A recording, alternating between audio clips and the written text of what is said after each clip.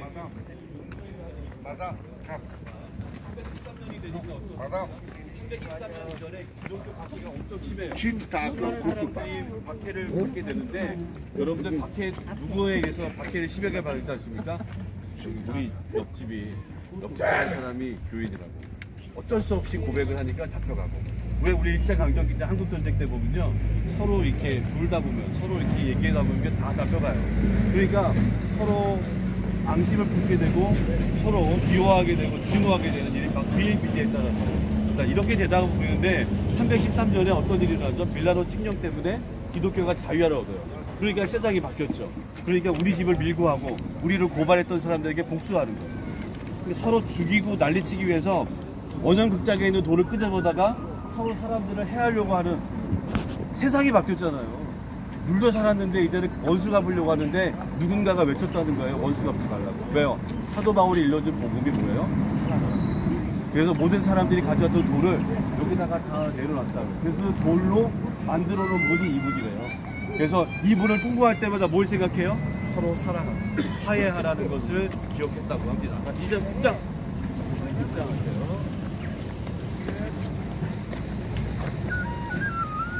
무릎이 들어오니까 얼른 입장에서 들어가세요.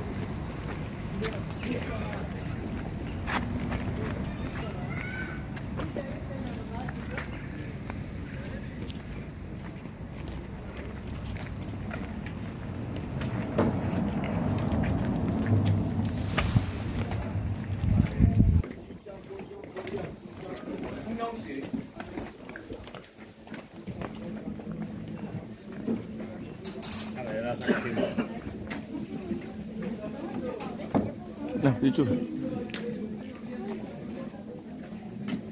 이쪽으로 지나가. 그냥 끊어야 되겠다.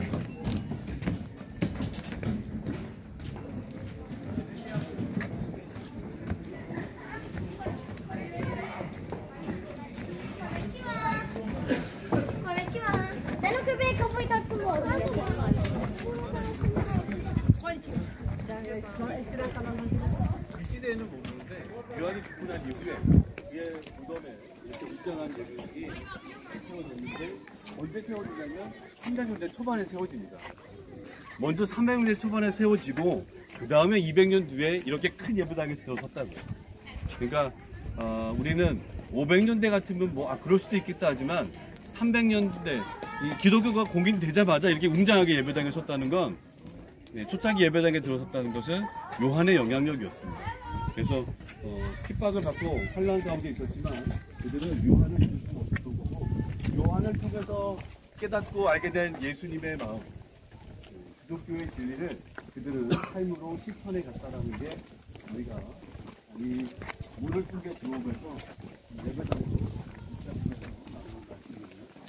이제야 이 외랑교문, 왜 바깥에 이방인들도 함께 들어설 수 있었던 쪽으로 들어서는 거예요. 아야 숫자소랑 같이 불광수 예배당이 구조를 주셨어요. 내랑에 들어섰고 내랑 쪽으로 세례받지 않는 사람들이 들어올 수 있는 거예요. 그 다음에 이제 분당으로 들어갔어요. 여기가 내랑이에요. 그 다음에 이제 분당으로 들어가요.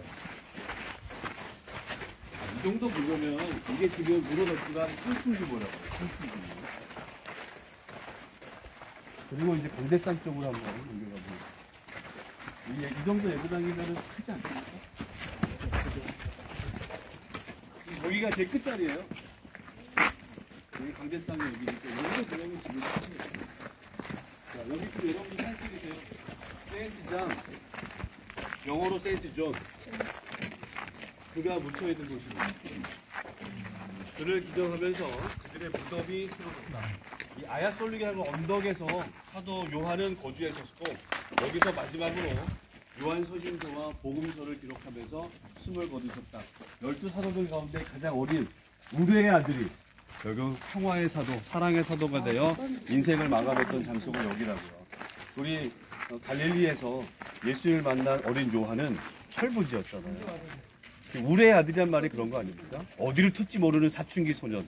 그러나 예수님을 만나고, 그렇죠?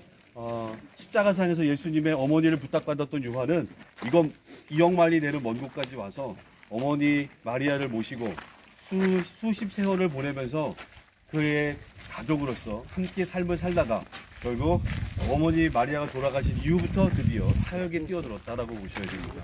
그래서 사도 바울이나 다른 사역자들과 함께 있었지만 참고 인내하면서 그들을 뒤에서 지원해 줬겠죠. 그리고 에베소 교회가 바울에 의해서 세워지고 부르스기를 알라 많은 동역자들이 교회를 세워갈 때 아마도 적지 않은 도움을 줬을 거로 보는 겁니다. 그 이후에 이 사도 요한은 7교회를 순회하면서 목회하셨고, 그리고 반모섬에 귀환 갔다가 다시 이곳에 들어오셔서 서신서, 복음서를 기록하셨다는 겁니다. 여러분들 뭐 잘 아시는 말씀들이잖아요. 우리가 서로 사랑할지니 사랑을 허다한 죄를 듣고 사랑에 대한 구구절절을 풀어냈는데 그게 그냥 말의 사랑이 아니라는 거죠. 요한은 삶으로 실천해내는 사랑을 삶으로 보여줬던 사람입니다. 제가 책의 마지막에 에베소를 다루면서 수십 년을 어머니 마리아를 모시면서 살아낸 삶도 저는 사랑의 삶이라고 생각을 했어요. 그 세월의 삶이 되게 중요했다. 그러면서 주변의 많은 사람들에게 기독교 신앙인들은 이렇게 살아야 돼 하면서 삶의 중요성을 많이 가르쳐주지 않으셨을까 생각을 합니다. 복음서 보세요. 복음서. 사복음서를 상징하잖아요. 우리 왜 어저께 갔을 때 라오디게아 교회 갔을 때는 일자로 있었잖아요. 일자로. 기억나세요? 네. 복음서를 상징하는 이 4개의 기둥이 딱 있다. 그래서 강대상은 항상 복음을 전하라고. 비잔틴 시대의 교회의 룰입니다. 사진들 찍으세요. 사진들 찍으시고. 자, 이게 예배당이 300년대 초반에 만들어졌죠. 초반에 만들어진 게 저기가 작은 예배당으로 먼저 들어서 있다가 그리고 200년이 지났고 500년대 중반에 웅장한 예배당을 유스티아누스 황제가 명령을 내리니까 그 주변에 또 수많은 신전을 지고 아야소피아 죄송합니다. 여기 아르테미스 신전에 있는 기둥을 갖다가 이 예배당입니다. 신전의 기둥을 갖다가 이 안 꽂아놓고 예배당을 만들었기 때문에 아주 웅장하게 세워질 수 있었다고. 자, 우리 첫 예배당 쪽으로 한번 가보겠습니다. 자, 그러면 강대상 오른쪽인데 이 터가 굉장히 넓죠. 여러분들 강대상 옆에 항상 뭐가 있었죠? 가르치는 공간들, 교육하는 공간들이 있었다는 거예요. 그래서 말씀을 가르치는 공간들, 부속실이 굉장히 많습니다. 여러분들 교회에서 말씀을 가르치고 또 말씀을 나누던 공간들이 강대상을 돌기 위해서 좌우에 펼쳐져 있었는데요. 여기는 독특하게도 그 이전의 교회 예배당을 부수지 않았어요. 역사관 정도, 메모리얼 홀 같이 교회의 한쪽 구석에 이렇게 그대로 보존하고 있었다는 게 좀 특징이에요. 요한이 그래서 어떤 이들은 이 장소가 요한이 살던 집이 아니었을까 이렇게 봅니다.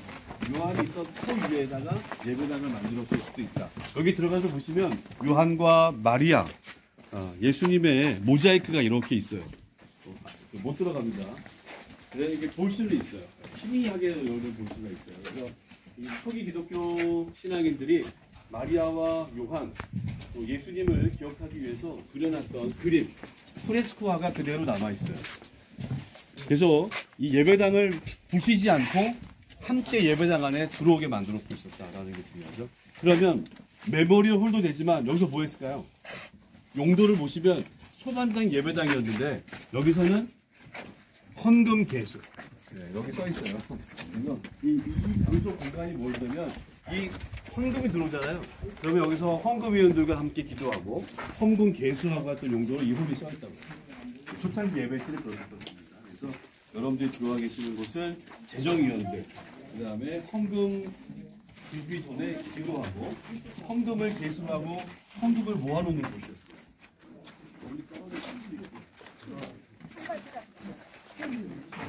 돈 버는데 돈 좀 쓰는 거죠.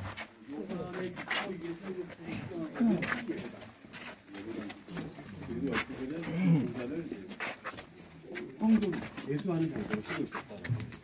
이쪽 방 한번 나누겠습니다.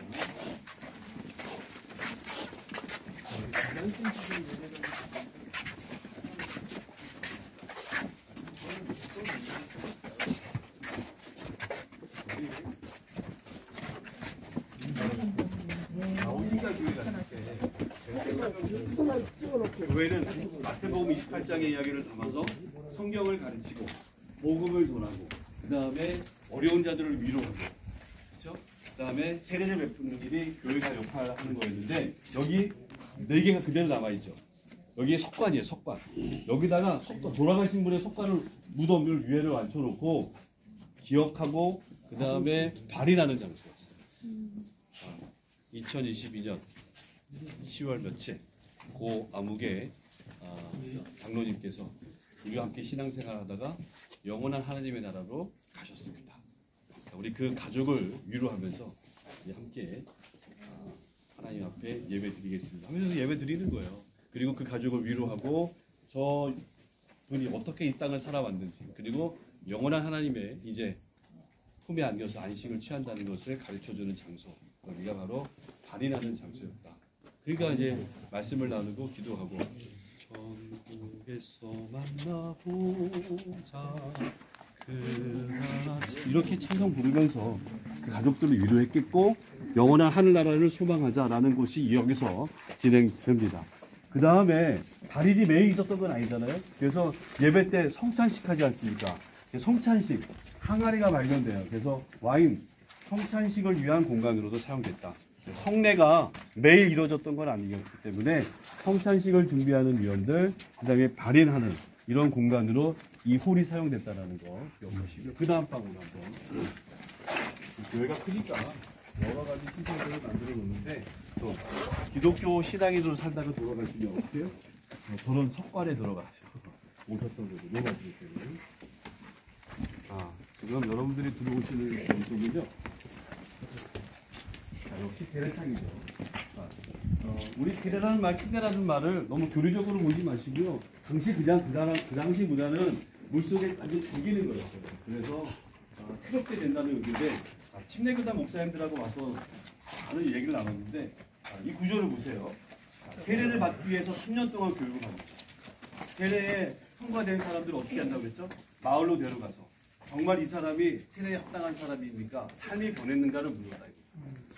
그래서 오케이 동의를 거부하면 여기에 많은 장로님과 교인들이 앉아있는 곳에서 우리 이제 세례를 받기 위해서 우리 목사님이 이렇게 이제 세례를 받기 위해 다 준비되신 분입니다.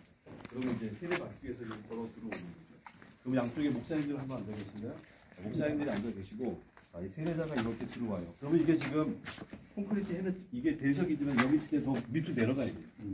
좀 더 밑으로 내려가면 계단 따라 내려오면 양쪽에 계시면서 어떻게 해요? 훅, 빠지려야죠. 집어넣어야죠. 새가 한테 완전히 침수했다가, 죽어지는 거죠. 죽어져야 돼요. 죽어지면 나오세요. 그냥 건져요. 이렇게 되고 다시 이제 이분이 앞으로 걸어 나올 때, 이제 이렇게 걸어 나오실 때, 수많은 사람들이 박수를 치면서, 왜 그렇게 했습니까? 여러분들 요단강 갔다 오셨잖아요. 예수님께서 요단강에 들어가서 세례를 받고 나오실 때 하늘에서 그렇죠? 성령님께서 말씀하시잖아요. 성령이 비둘기같이 임하면서 이런 데 사랑하는 자요 기뻐하는 자라. 음성이 들려왔다. 한 사람이 세례 받고 개종하는 게 그 누구보다도 하나님이 기뻐하시는 일이기에 우리가 복음을 전하는 거고 영혼 구원을 위해서 힘쓰고 계시잖아요, 여러분들. 그래서 한 사람이 이렇게 세례 받는 게 얼마나 귀한 일이었는지 모든 사람들의 축제였다는 거예요. 이 일에 오늘 우리의 교회도 저도 그렇고 열심히 가야 됩니다. 이렇게 해서 세례를 베풀고 예전의 삶에서 이제는 예수를 통해서 이제 새 사람 돼요. 새로운 인생을 살아가는. 그래서 이제 저쪽에서 걸어와서 반대로 걸어갔대요. 근데 교회가 다 이런 구조였는데 아니에요. 형편이 되니까 환경이 되니까 예배당을 이런 거예요. 어떤 교회는 이런 거 없어요. 그냥 조그만하게. 그렇죠? 어디로 가든지 그게 중요한 게 아니라는 겁니다. 중요한 거는 상징적인 거죠. 물에 한번 들어갔다 나오는 거. 우리 장로교단은 어쨌든 여러분들 다 우리가 약식 세례 하잖아요. 그게 중요한 게 아니죠. 그래서 어쨌든 사람들 앞에서 신앙을 고백하는 게 중요한 거고, 그다음 퍼포먼스를 통해서 다른 사람들 앞에서 인정받는 거고, 그러면서 하나님의 백성, 장로가 되어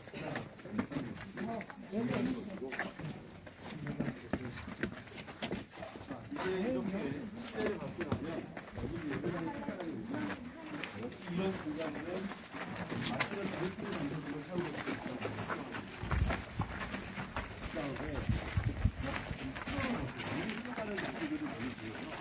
교회 안에서 역시 물 서스 비교가 발견이 됩니다. 물 시스템이 예배당에 있었다는 걸 볼 수가 있어요. 자, 여기서 보세요. 그러면 제 말이 거짓말이 아닌 것이죠. 그래서 어떤 용도로도 사용됐을 것이다. 이렇게 보는 거예요. 자, 오른쪽 우리가 지금 내랑에 있어요. 내랑.